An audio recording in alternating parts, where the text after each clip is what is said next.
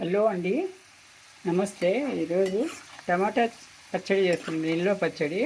ముందుగా కొద్దిగా అల్లము, వెల్లుల్లిపాయలు, ఒక 2 చెంచాలు అన్నమాట. ఇలాంటి అల్లం ముక్కలు సరగా తరుక్కొని శుభ్రంగా కడుక్కొని ఆరిన తర్వాత వేసుకున్నాను. వెల్లుల్లిపాయలు కూడా వేసేసుకున్నానండి. 2 గుప్పెడు వెల్లుల్లిపాయలు. ఇది టమాటా చట్నీకి కొద్దిగా అల్లం కూడా తెరిస్తే చాలా బాగుంటుందండి. ఇది అల్లం పచ్చడిలో ఎక్కువ అల్లం ఉంటుంది, ఒకటి రెండు టమాటాలు ఉంటాయి. ఈ నూనె అంతా దీనికి పచ్చడికి సరిపోతుందండి, అందుకని సరిపడా వేసుకున్నాను ముందే. ఇప్పుడు ఇందులో టమాటాలు వేయించుకోవాలండి.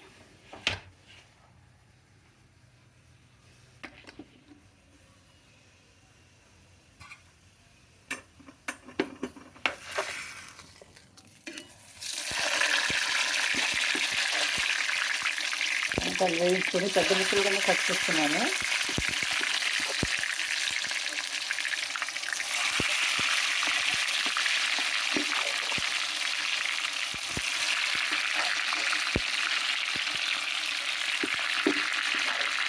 ఇలాగే మిక్సీ పెట్టేది కాబట్టి వేగిన తర్వాత కూడా చిన్నగా అయిపోతాయండి. ఇది వాడిపోతుంది కాబట్టి ముక్కలు పచ్చి పెద్దగానే కోస్తున్నాను అన్నమాట. ఇది నూనెలో వేగాలి, ఈ పచ్చి వాసన పోయేంత వరకు వేగాలి.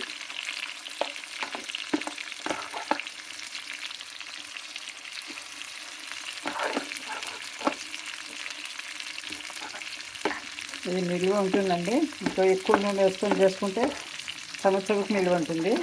మేము 1-2 నెలలు మాత్రమే తీసుకుంటున్నాం కాబట్టి కొంచెం తక్కువ నూనె వేస్తున్నాను. మెంతులు, జీలకర్ర వేసుకోవాలి.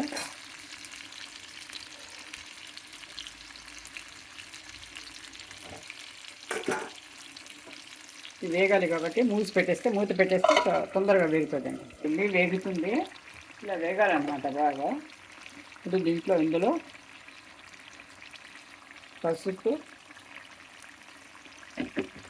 ఉప్పు వేసుకుందాము.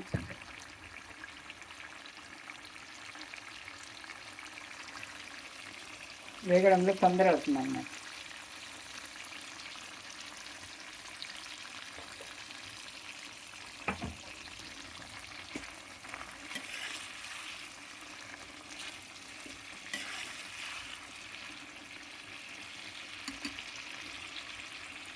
వేగాలండి, 10 నిమిషాలు అవుతాయి ఇది వేగడానికి.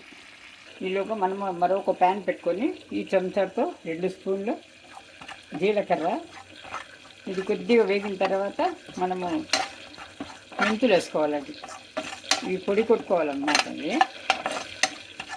అది వేగుతూ ఉంది. టమాటాలు సగం వేగినాయి చూడండి, సగం వేగాలి. వేగే వరకు మనం ఈ పొడిని తయారు చేసుకుందాం. అందులో వేసే పొడి అన్నమాట. జీలకర్ర,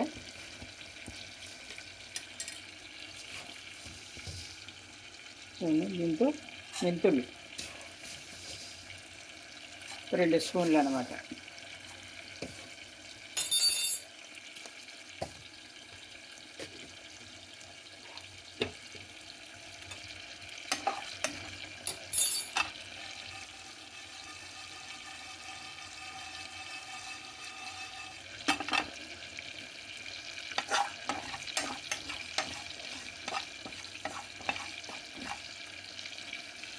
ఆవాలు కూడా వేసుకోవాలండి, ఒక 2 స్పూన్లు. ఇది టమాటాలు కిలో అన్నమాట, అందుకని ఇది 2 చెంచాలు వేసుకోవాలి. ఇది ఎక్కువ వేగనివ్వకండి, కొద్దిగా కలర్ ఇది కొద్దిగా రంగు మారి మనకు వాసన వస్తుంది అన్నమాట. ఒక దూర వాసన వస్తుంది. అప్పుడు మనము దించాలి. ఎక్కువ వేగేస్తే మళ్ళీ వాసన వచ్చింది, స్మోకీగా వస్తుందండి. కొంచెం ఎర్రగానే వేయించుకోవాలి, సన్నటి మంటలో చిన్న పొయ్యి మీద వేసుకోవాలి. వేగిందండి ఇది చల్లారిన తర్వాత పొడి కొట్టుకున్నాం. వేగింది. ఇది వేగిందా మనము ఇప్పుడు పూర్తిగా చల్లారాలి. ఇవి 2 చల్లారిన తర్వాత మనం మిక్సీ పెట్టాలి. ఫస్ట్ పౌడర్ కొట్టుకోవాలి. తర్వాత కొన్ని వేయించి పెట్టుకున్న జీలకర్ర, మెంతులు, ఆవాలు ఇలా పొడి కొట్టుకొని దీంట్లో కారం కూడా వేసేసానండి. ఇది కారం వేసేసి ఇప్పుడు మనం వేయించి పెట్టుకున్న ఇది ముక్కలు, అల్లం ముక్కలు, వెల్లుల్లిపాయలు, చింతపండు గుజ్జు అనమాట. ఆల్రెడీ వేగిందే కాబట్టి చింతపండు గుజ్జు మళ్ళీ వేయించాల్సిన అవసరం లేదు. ఇప్పుడు ఇది మిక్సీ పడతాం. మిక్సీ పట్టాను.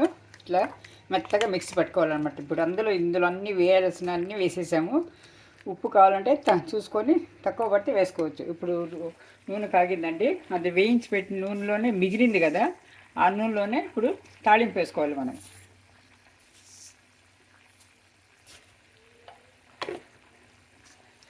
పచ్చిమిర్చి, ఇంగువ,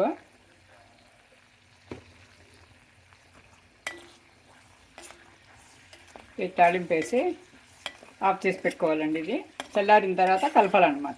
వెంటనే కలుపుకోద్దు, వేడిగా.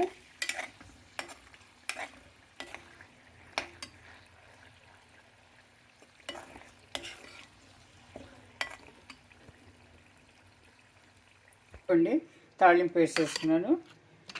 మొత్తం కలిపి పూర్తిగా చల్లారాలి. తర్వాత బాటిల్ వేసుకొని బాటిల్ ఒక రోజంతా ఎండలో పెట్టి ఆ తర్వాత బాటిల్లో వేసి నిల్వ చేసుకోవాలండి. ఇది అన్నిట్లోకి బాగుంటుందండి. ఇది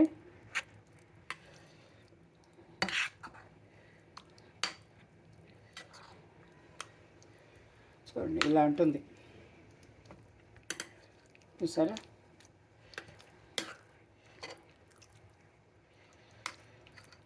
పూర్తిగా చల్లారాలండి. వేడి మీద బాటిల్లో వేయకూడదు. బాటిల్ స్టెరిలైజ్ చేసి పెట్టుకోవాలి ఒక రోజంతా. బాగా ఎండిన బాటిల్లో కడిగి శుభ్రం చేసుకున్న బాటిల్లో ఒకరోజు కొద్దిగా 10 నిమిషాలు ఎండలో పెట్టి తర్వాత బాటిల్లో వేసి పెట్టుకోవాలన్నమాట. నిల్వ ఉంటుందండి. ఇది చూడండి, 2-3 నెలల వరకు నిల్వ ఉంటుంది బాగా.